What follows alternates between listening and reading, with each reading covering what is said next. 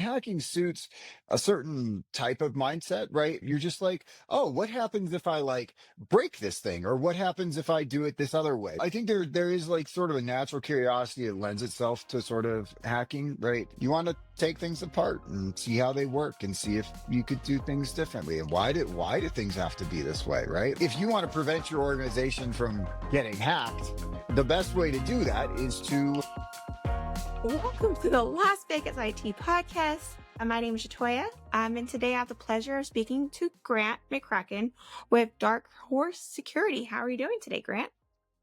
do all right. How about yourself?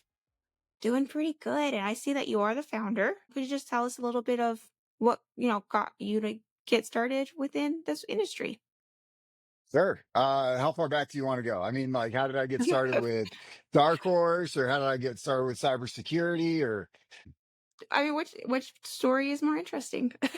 ha? I don't know. I mean, I'll just hopefully I don't ramble for too long. I mean, I've been working with computers for a very long period of time, right? I built my first computer around I was like 10 or something like that. And so I was always, tweaking computers and uh components and stuff like that. And so again, not expressly hacking, but I did that with friends in high school, and then we stayed in touch and played games and whatever. And then years later after college, a buddy I used to, do run in a similar circle with, he was like, hey, he got in with White Hat Security, and he was like, oh, you could do this job. And so he sent me a referral, and so I applied. And so at the time, what White Hat did, and they did it really well, was they built like a farm of cybersecurity, like of taking people that were curious and could learn, and kind of just teaching them the basics of application security, and you could go as far as you wanted from there. And so it was a great system that they had. So I did a couple years at White Hat Security, and then eventually went to Bug Crowd, spent the last decade there, worked my way up to running a 100-person global team, and then I left and started Dark Horse. Well, that's very interesting. I know a lot of, technical people that I speak to, have an early start, they have an interest when they're young. I'm guessing, were you the one who that was, putting things apart and putting it back together? Is that kind of Yeah, I think in hacking suits a certain type of mindset, right? Like you're just like, oh, what happens if I like break this thing, or what happens if I do it this other way, right? So like you kind of there's some curiosity in terms of, okay, how does this work? Why does it work this way? And of course, I'm super annoying to like a lot of people, including my wife, who like, I'm always asking questions, and she's like, why can't you just believe me? I'm like, well, like, what about this? Or like, anyway, so I think there is like sort of a natural curiosity that lends itself to sort of hacking, right? You want to take things apart and see how they work and see if you could do things differently. And why do things have to be this way, right? Like, sure, it's the way they are, but like, why? Right? What if we did it slightly different? And so that kind of just bleeds into all aspects of life. got it? No, that totally makes sense. And then what caused you to get started within Dark Horse Security? Like, what caused you to start that business? Yeah. So I left. So I was at Bug Crowd for almost 10 years. And so when I left, I didn't know what I was gonna do. I was like, okay, like, do I just go ski all winter? Do I go start a smoothie stand, a coffee shop? Like, what's next for me? Right. And the I've spent, 13 years in cybersecurity. I'm pretty decent at it, right? So maybe I do something in cybersecurity, and maybe I also do something like loosely philanthropic with Dark Horse, right? So that's kind of one of the missions with Dark Horse, is to make these security essentials accessible and more affordable to smaller organizations that, the SMBs, historically generally aren't thinking as much about security for a number of reasons. One, it's made to be like super complex. It's meant to be expensive. It's meant to be, time consuming. And so if I can eliminate those things, if I can make it fast, easy to use, and cheaper, I can help make SMBs more secure. So that's the whole mission behind Dark Horse, and kind of why I'm doing this, and why I put it together, and yeah, see where it goes. Understood. I think you're frozen for a second. Oh no. Oh no. And so before that, did you have any type of experience running a business? Not starting a business, but with Bart Crowd, I was there from Series A through Series E. So like I went from, a very small team and watched the company grow over multiple different periods of time. And so I grew with it. I also, I didn't run a business, but I launched multiple products. I ran my line of business in terms of, I had all the financials and oversaw the budget and just all the administrative aspects of it as well. So I have a really good sense of executing and how to do things well. The areas I'm not so skilled at are sales and marketing, which it turns out those are kind of important to running a business. So that's where I'm learning the most every day, kind of just figuring out what works on that front. But it's fun. You get to learn something. Oh, and it's funny that you say that. And I'm sure, being the founder, I'm sure you've had many roles. What are some things that you're doing currently to learn marketing? And I believe you said sales as well. Sure. Yeah. Reading a lot of books, listening to a lot of podcasts, just trying to consume as much educational content. Again, it's just been like this massive journey, and again, I'm still like every day I'm like trying to learn more things. Even later today, I'm going to go talk to a guy in security. He's pretty well known. And so I reached out to him and I said, hey, how do you manage because a lot of it, at this point in the game is founder marketing, right? Like not just like marketing because you're the founder, but like you people, buy Dark Horse because they trust me. Not Hmm. because they trust the brand, because the brand doesn't really have a reputation at this point. So he's done a really good job of like building a brand and a reputation. So I'm curious to go learn from him. So I'm reaching out to people again, consuming those things, iterating on everything that I've done. Right. When I first started, I was like, oh, I'll just like email people from my like main domain. And you would think that that would be like not that, that seems reasonable, but there's no like scale behind it. I was emailing like, 20 people a day and writing highly personal emails, which again should be reasonably effective, but like then you start researching, oh, okay, like you actually want to you want to set up like other domains that you email from, so you don't email from your main domain, and you want to set up an email sequence. Because then I learned that like, oh, there's 8 or 11 touches that where like people actually respond, right? Like that, there's some data around, like I think Gong has some information on that front that talks about like, you need to reach out to people a certain number of times, and then it's like, oh, like how short should your headlines be and the content, and then anyway, so like there's just every single, I'm constantly learning about, okay, like, oh, here's how you're supposed to do this, or here's how, this can increase your ROI. So again, just learning is probably the biggest thing. Learning, doing, iterating, seeing what works, being really specific on measurables and going from there. Yeah, no, I've been there as well. And then when it comes to, you did mention books. Are there any particular books that you've read in the past? I mean, so the two that come to mind are, you're in Las Vegas, so you know who Alex Hermosi is, right? Mhm. Yeah, okay. So he did 100 million offers, 100 million leads. So those have been pretty useful. He does a really good job of gone through those multiple times, because like with each cycle, you're like, oh, I think I got it, and then you learn a bunch of stuff, and you're like, maybe I should revisit that, and then you kind of go after it again. So there's another book called The Mom Test, that's really big in the sort of startup circles. There's all the different, there's Angel by Calacanis. There's, all those different startup books. I don't have all of them off the top of my Yeah. head, but like Right. in like each one you gain just a little bit more from. A lot of them like you're repeating content and have a lot of the same messages, or some of it's a little like, yeah, I'm not going to do that. But yeah, just kind of taking what I can from what I can. Got it. No, and I agree with you 100%. I've read books so many times and I'm like, oh, this time I've got something else. And so that's one thing I've learned in the is that each time you read something, you're a different person. So that is the reason why.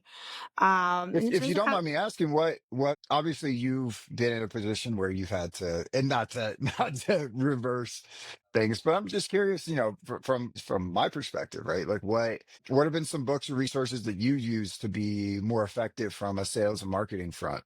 Depends. I've read 100. I'm kind of trying to remember. It's a book by Pat Flynn. It's like I believe it's called 1,000 Fans. I don't know if you are super fans. 1,000 super Uh, fans. Have you read that I'll book check it before? out. I don't think I've read it. No. Pretty much, it's just saying like you really only need a quality of super fans to make a certain amount of money. That was a good book, and I followed Pat Flynn. And I'm trying to think of. I've read so many books. I believe it's called The Purple Cow. That was another good book that I've read, and it's just being Purple unique. Cow. The Purple Cow. Yeah, there's so many books. Alex Hormozy, I followed him. I've watched all of his content probably twice or more. I mean, I did read his books as well, so I agree with you. But yeah. And then when it comes to going back, no, Grant, thank you for putting me on my feet. No, no worries. Appreciate it. I'll have to look up those two books. So, Yeah. Thousand Fans and the Purple Cow. Check them out. Yeah. It's by the Thousand Super Fans is by Pat Flynn. Thousand Super And Fan. then the Purple Cow is I don't know the name off of it. Another book that I've really been reading as well is the what the heck is EOS? And that's more for business strategies. The heck is the EOS? Interesting. Cool. Yeah. So those are, books that I've read in the past. And of course there's been What tons what more. is the EOS? Is it The EO employee? Sorry. No, it's fine. I will employee operation systems, I believe is called. Okay. Yeah. It's a good So book. it. I was just gonna say. I imagine based on the title, it's like kind of the mechanism by which you have employees do that which they do, kind of in sort of the structuring of the org. Mhm. And then also just the importance of having 90 days cycles pretty much where Okay. you're running, you're on a 90 cycle. We meet with the team every 90 days on a quarterly. And then of course we're also meeting on a weekly basis as well. And that's what they talk about in the book, which is super important. And it's been Cool. a huge game changer for us with meeting with our leaders. So yeah. Cool. I'll check that out. As I'm probably more as things scale, but thank you. Yeah. No, of course. And I think even with I don't know how many employees you have, Grant, but with that being said, I think even having those systems into place even before you hire your first employee, I think is super important as well. Because even in the book, it talks about, having meetings with yourself. So that's just one of the things Well, that I have learned. But going back to the DarkHorse Security, what are some things that your current role within the business, as entrepreneurs, I know a lot of times roles can vary and you could probably be doing all of it. But what is your current role? I mean, yeah, it changes depending on the day, right? Some days it's helping out with delivery. Some days it's being a sales engineer. Sometimes it's being the salesperson. Sometimes it's just all over the board. The one thing I'm not doing right now is like the literal security testing, right? So we've got a crowd that does that. But other than that, it's all over the place. Got it. No, I totally understand that. And I know another thing that we've kind of talked about is just I guess different seasons is different times where you kind of have to put your focus on, which is that's awesome. And then when it comes to your industry that you serve, so you're doing cybersecurity, what industry are you currently assisting with? There's no one industry. I mean, if I had, the most classable thing that we focus on is SMBs, right? So SMBs are the majority of who we service at this point in time, but they're all over the place, right? Most of them are also like a sort of SaaS in some capacity, right? They have like a web application or something like that. But I mean, we're also, municipal governments are also, they kind of fall, they're not like an SMB, but like they kind of are an SMB in terms of like they're not like this giant enterprise that has a ton of money. Like very few municipal governments are ever like, oh, we have a ton of money. So anybody that's a little cost constrained, that's generally who we're servicing right now. And or it doesn't, would like to be a little more progressive with security, but just finds it too slow, too onerous, too expensive. Got it. And you said SMB. Did I hear that right? Or SNB? SMBs, sorry. Yeah, yeah. No, you're fine. And what Small does that small and stand medium for? businesses. Okay, Oh, small and awesome. medium businesses. Yeah, yeah. Small So medium businesses. Yeah, like we're talking. I mean, the people's definitions for SMBs varies like hugely, right? Some are like in some contexts, a $50 million business is an SMB. So yeah, it's generally organizations under 100 million, usually under 50. But yeah, Understood. No, no, I just like to ask just to make sure we are clear on what we're talking yeah, about. yeah, absolutely. And then, Grant, is there any recent projects that you've recently completed that you're very proud of that you'd like to share with us? I don't know if we can really share stuff, right? Because we're talking about like I mean, obviously we can't share the organizations as well Right, as of like course. the results associated with it. Yeah, I mean, what I'm most proud of is like how quickly we can well just helping organizations, right? So like you get these smaller orgs that are able to come in that again aren't able to otherwise, they'd have to spend tens or hundreds of thousands of dollars to be able to get these services.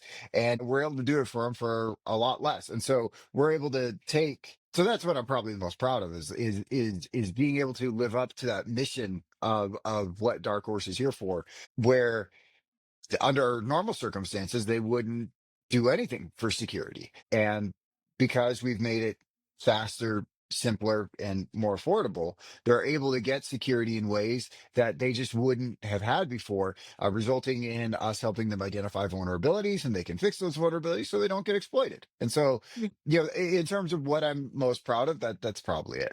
Got it. And I know with cybersecurity, it can vary. I mean, I guess what exactly are you guys offering when it comes to cybersecurity? Sure. So there's this class of cybersecurity called proactive security, and within proactive security, now, you've historically maybe heard like offensive security is maybe kind of the term that's kind of historically been out there. But proactive security is what I like to frame it as. It's where you're, as the title would infer, proactive in terms of identifying vulnerabilities. So this is things like penetration testing, vulnerability assessments, bug bounties, vulnerability disclosures, things of that nature, where if you want to prevent your organization from getting hacked, the best way to do that is to hack yourself first. So, we have ethical hackers that come in and follow a methodology and identify vulnerabilities and show you where they are, and then you go fix them. And as a function of that, you're able to become more secure. So that's the proactive aspect where again, a lot of stuff in security is reactive, right? You have, I don't know, it's just endpoint protection as an example, or AV or something like that, right? It's reacting to what's happening on the endpoint. Sure, it's proactive in the fact that you like kind of installed it, but it's reacting to things that are happening. Whereas with proactive security, you're going out and identifying those things before they happen. Got it. And I'm so sorry. My children are supposed to be upstairs and I hear them running down the stairs and it's summertime. So just one moment. All good.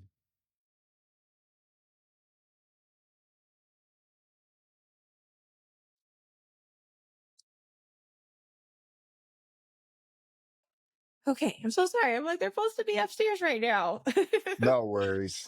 What I was going to say, so pretty much you guys are on the proactive side of things. So I'm guessing like, let's just say you guys do like a hacking test and maybe you guys send out an email. And if let's just say someone actually clicks on it, will there be some type of training or something that you guys will offer so that employee or that person doesn't actually click on the link that you know what I mean?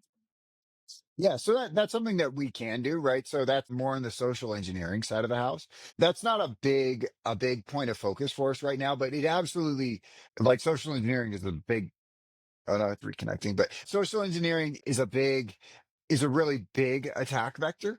But we mostly focus on like the application layer and the network layer. So say for instance, you have a web application. We're gonna go, you've built that web application, it probably has vulnerabilities. I've seen very few situations where there haven't been vulnerabilities. So we're going to go look for vulnerabilities in that. We're going to tell you where those vulnerabilities are, so on and so forth. If you want us to test your network, we're going to go identify services and vulnerabilities on the network, see what we can exploit, and then also tell you about it. So that's more of where we're focused. Absolutely can do the social engineering side, can provide training on the back end as well, but we're more focused on the app and network layer as opposed to the human layer. Got it. Understood. Oh, shoot, what happened? I'm so sorry.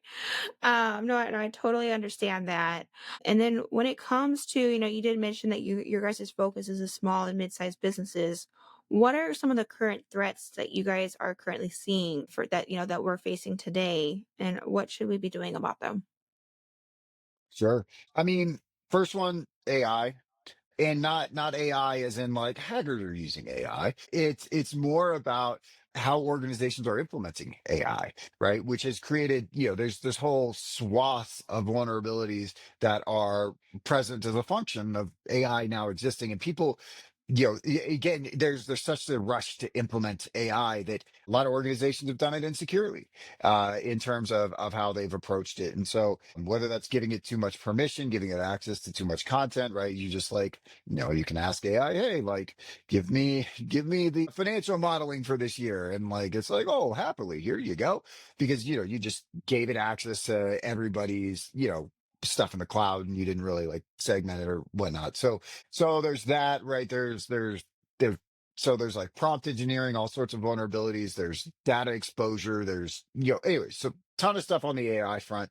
Um, Other risks from the SMB side of the house, you already touched on one of them, the human aspect, right? So again, it's just super important to have that training and awareness of like what you're supposed to do, what you're not supposed to do, stuff of that nature. And then I just realized I've been talking and my microphone's way up here. I wonder if that makes me louder at all. No. Okay. I've got a compressor in the chain, so it probably it's picking it up. But and then the third is just making sure that systems stay up to date. So for instance, when you're dropped on a network, you just find all sorts of old stuff running or some random person's running like an FTP server on their machine for whatever reasons. And I'm sure they had a good reason for it at some point. But there's just a lot of unnecessary exposure on that front. And then finally, just vulnerabilities on the app layer as well. When you create, again, when you create an application or something to that effect, there's most definitely going to be vulnerabilities. As much as want to think that you would not introduce vulnerabilities. Some of the best engineers and the most secure coders still introduce vulnerabilities. Again, like I've rarely seen an application without vulnerabilities. And I say rarely, and it may be that the answer is like there's actually been zero, but I'm just gonna go with rarely for now. Understood. And I know AI has been a big topic on this podcast. It's something that, we talk about pretty often. It's a trending topic. What are your current thoughts on the whole, you either using AI for cybersecurity? Like, what are your personal thoughts about the whole thing? Yeah, I mean it's complex, right? In terms of, there's no one good answer around it, but I haven't yet seen it, so what it does for cybersecurity, I don't think it's really, and somebody's going to prove me wrong as soon as I say this. So and it might just be like I actually, I only have so many hours to read the news every day. So like it's also hard to stay on top of like everything that's happening. But I haven't really seen a whole lot from AI in terms of it's not really creating new vulnerabilities in terms of like identifying them, right? It's creating new vulnerabilities in existing. But it's kind of like how it's augmentative, right? So it just helps you do the same stuff you were already doing, but like faster. For instance, what's AI doing as it relates to like programming? Well, people are able to code 20 to 30% faster, depending on what you look at, maybe 50%, depending on who you're talking to, right? But it's not like it changed the way they are programming. It's not like they're now programming in some newer model that like is just massively more effective.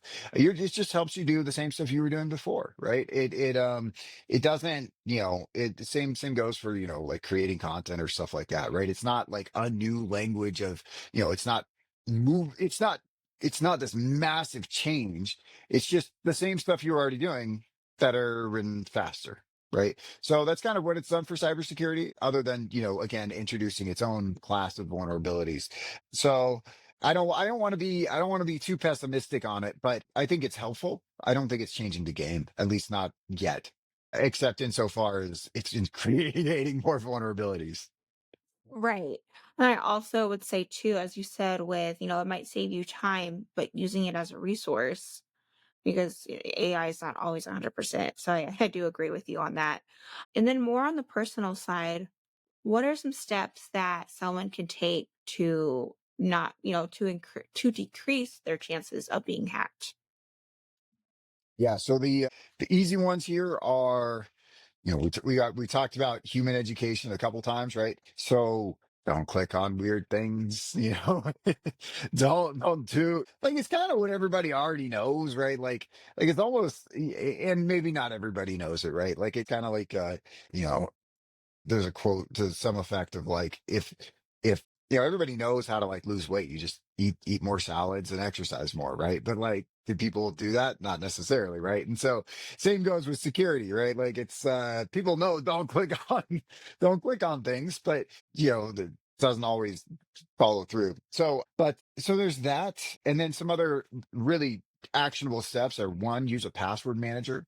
So if you're using the same password, because if you have to remember it, if you have to remember it, you're using the same five passwords in 50 places, right? Which means you're using each password 10 times or something like that. And so if you get popped in one of those places, somebody's going to go find your credentials and your username and password, and they're going to go use it in all the other places, and then you're going to get popped there too.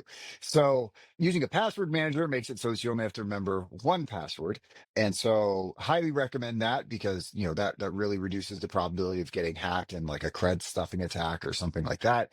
And then even if they have your password, if you have multi-factor, which is the final thing that I'm going to recommend, if you have multi-factor enabled, you're going to be a lot less likely to get hacked just because even if they have your password, they're not going to be able uh, to to get into your account because again, you're going to have multi-factor. So those are probably the three things that I recommend. Again, just practice basic hygiene, password manager, multi-factor. Those things from an individual level, from the perspective of an individual, you're going to be a lot less likely to get popped. Understood.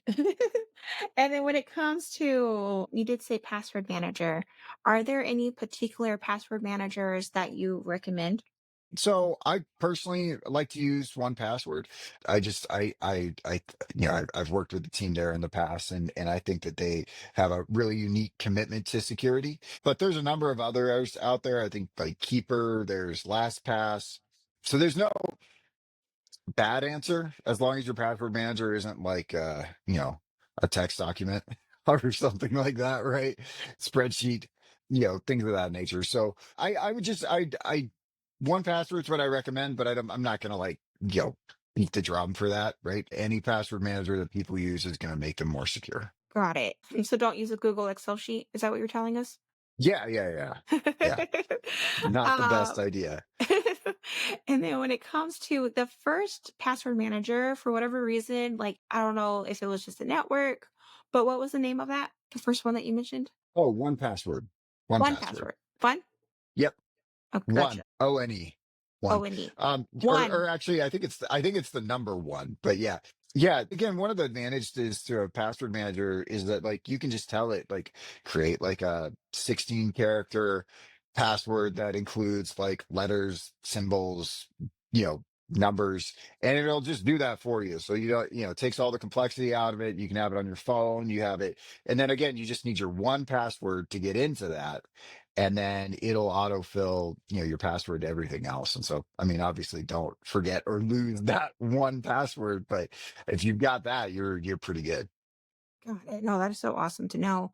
And then when it comes to what are some easy ways that people can, start having the habit of, adapting the skills that you mentioned in today's digital world?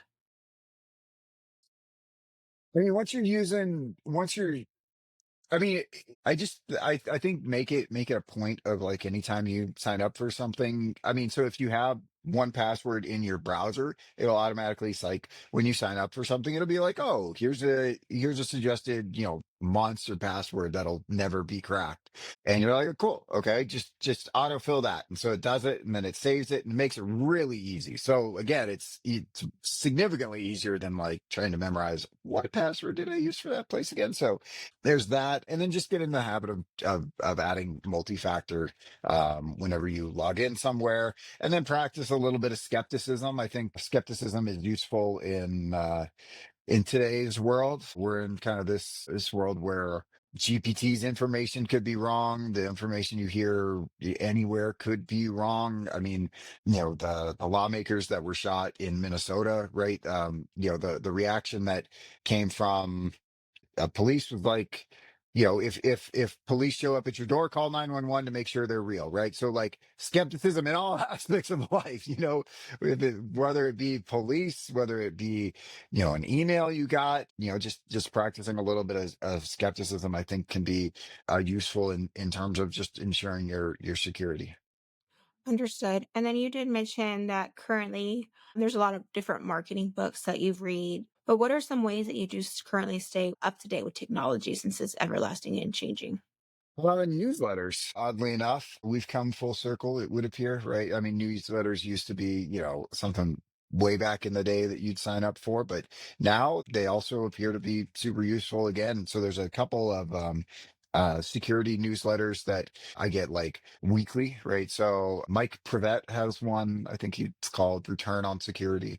I read that one. There's a couple other security ones that I get that talk about like, oh, here were the breaches that happened this week. And here's, like the number of organizations that were affected by, XYZ outages and, those sorts of information, that sort of information that makes it more digestible. Obviously, LinkedIn, there's a lot of less useful stuff on there as well, but you'll see people post about different attacks or different CVEs or things that come out, and click and read their article and what they wrote or how they kind of approached it. So that's kind of the way I do it right now. Again, it's not the most like in depth, but that's kind of where I'm getting my information these days. Got it. Well, I feel like whatever works for you is, works. And if listeners are looking to connect with you, how do they do that? So you can find me on LinkedIn. So my name is Grant McCracken. So if you search Grant McCracken, Dark Horse, should probably pop up. There's another Grant McCracken out there. He's bald and is an anthropologist, but yeah, I think he's slightly. If you Google Grant McCracken, I think he still comes up ahead of me. So working on working on taking that one. And then so there's LinkedIn, and then you can also email me at grant@darkhorse.sh. And again, I'm happy to help. Even if your organization doesn't want to purchase anything from Dark Horse, the function of Dark Horse is to make organizations more secure. So if you've got questions, we're happy to help. Again, we're not here to make a bunch of money. Well, I will be sure to put that in the bio. And then Grant, is there anything else you'd like to share with our audience before we go? No, I probably should come up with something interesting, but I don't. I don't. Wish I did. I don't know. Be kind. Like you don't know what everybody else is going through. I don't know. No worries. Well, Grant, today was such a pleasure, and you have an amazing day. Thank you so much. Cool. Thank you.